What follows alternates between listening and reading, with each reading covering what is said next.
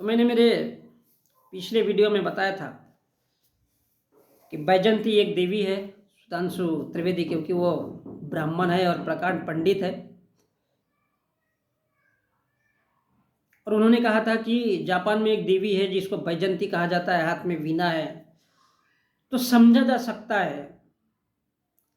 अब भारत में ब्रिज है या ब्रज जिसको बोलते हैं एरिया, क्या वो बुद्ध का एरिया है? जिसे ब्रजवासी कहा जाता है, क्या वो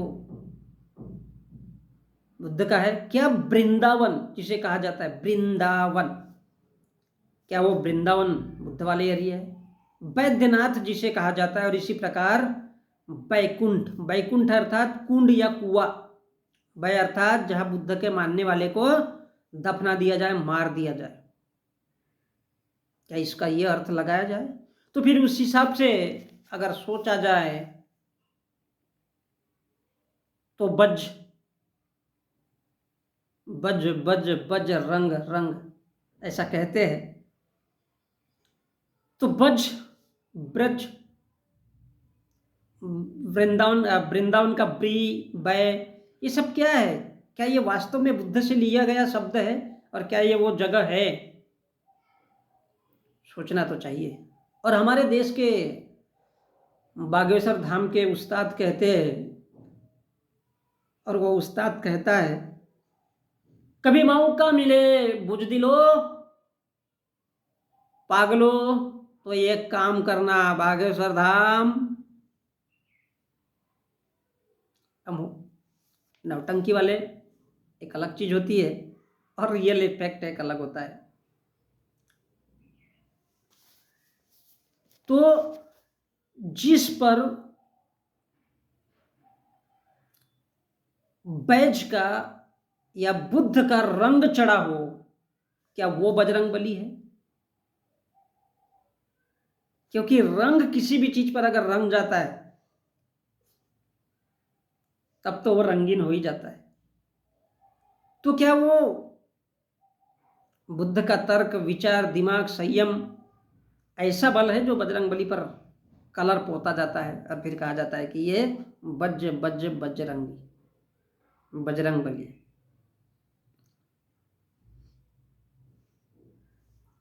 अर्थात बै अर्थात बुद्ध, इसके लिए गुरुनाथ शब्द का इस्तेमाल किया गया है। और ऐसा कुआ जो इसके चाहने वालों को मार दिया जाए, बैद्यनाथ। क्या कोई ऐसा इंसान हुआ है? जी हाँ, क्योंकि नॉर्मल तौर पर कोई भी इंसान छोटी मोटी जो ग्रामीण क्षेत्र से है वो छोटी मोटी दवाइयाँ वनस्पतियों के माध्यम से जानता है, और उस जमाने में जो बनाई गई होगी और कुछ समझाया होगा, इसलिए वो बैद्यनाथ कहलाया। वृंदावन,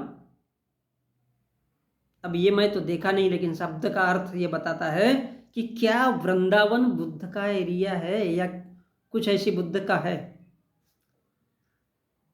ब्रिजवासी,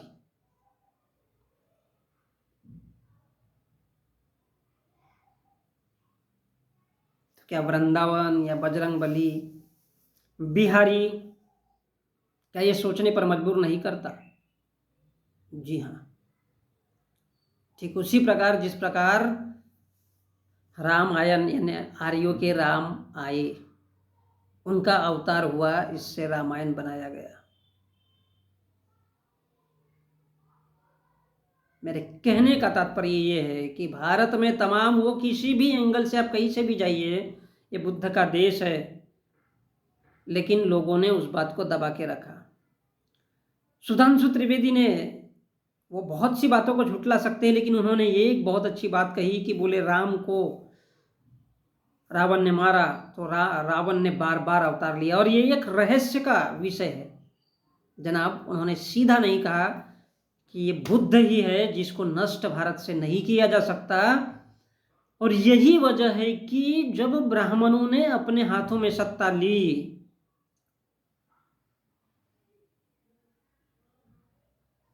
तो उन लोगों ने इतने कठोर नियम बनाए, और आज का जो ओबीसी वर्ग है उसको क्या किया? मजबूर किया कि तुम हमारी शर्तों को मानोगे तो तुम हमारे मंदिर में, हमारे बातें सुनने, प्रवचन सुनने आ सकते हो, क्योंकि हम तुमको समाज से बहिष्कृत नहीं करेंगे। एक ऐसा समाज जिसने सुनने की कोशिश नहीं की वो जंगलों में चला गया, वो आदिवासी बन गया। और एक जो था, जो लड़ता रहा, इसलिए उसको गांव के बाहर फेंकवा दिए और इस देश के ओबीसी के लोगों को बताया कि इससे तुम्हारा हाथ पैर नहीं लगना चाहिए, ये पानी भी यहाँ से नहीं पीना चाहिए, क्योंकि ये हमारी बातों को स्वीकार नहीं करते हैं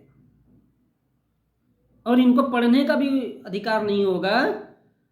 और यदि ये तालाब पर आए तो सवाल कैसा करने का, धरती से ऊंचा कौन है, पाताल से ऊंचा कौन है, पेड़ से नीचा कौन है, जमीन के अंदर क्या है, ये पूछने का। ग्रंथ पढ़ने का अधिकार उनको भी नहीं है।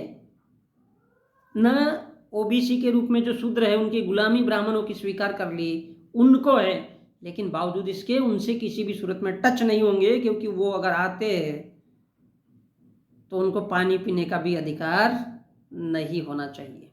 अब उनकी मजबूरी थी, जब इस समाज से कोई गाय या कोई जानवर मर जाता था उसको फेंक दिया करते थे और उनके पास कोई काम धंधे का जरिया नहीं था, तो वो सूखा सूखा करके उन जानवरों की 6-6 महीना, 1-1 साल की उन जानवरों की खाने के लिए मजबूर हो गए थे।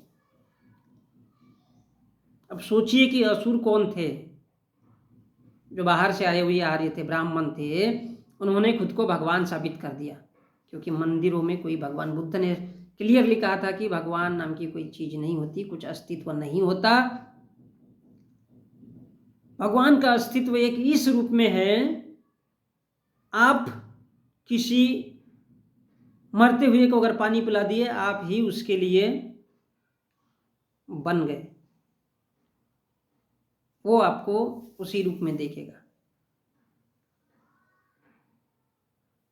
तो इस प्रकार, इससे ज़्यादा कुछ नहीं।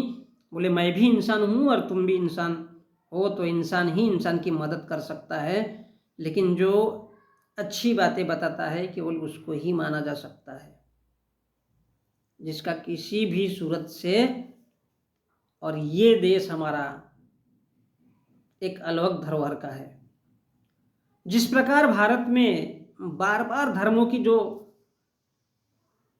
उत्तेजना खड़ी की जाती है, लड़ाया जाता है लोगों को, उसके पीछे है एक गहरी साजिश ये है कि भारत से बुद्ध को कभी समाप्त नहीं किया जा सकता, क्योंकि ये जो देश की धरोहर है, हर जगह में बुद्ध उस जमाने में बिछ चुका है। और वो कहीं अगर इधर से दबाया जाता है तो इधर से खड़ा होता है, इधर से दबाया जाता है तो इधर से खड़ा होता है। और इसीलिए पूरा का पूरा फंडा इसी दर्शन के आजू बाजू में चलता है, और इसकी बात कभी इस देश में होनी नहीं चाहिए, इसलिए मुस्लिम के पीछे उनको लगाया जाता है।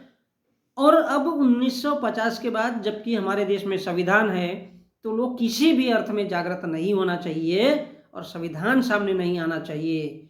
इसीलिए ये हिंदू धर्म को आगे किया जाता है।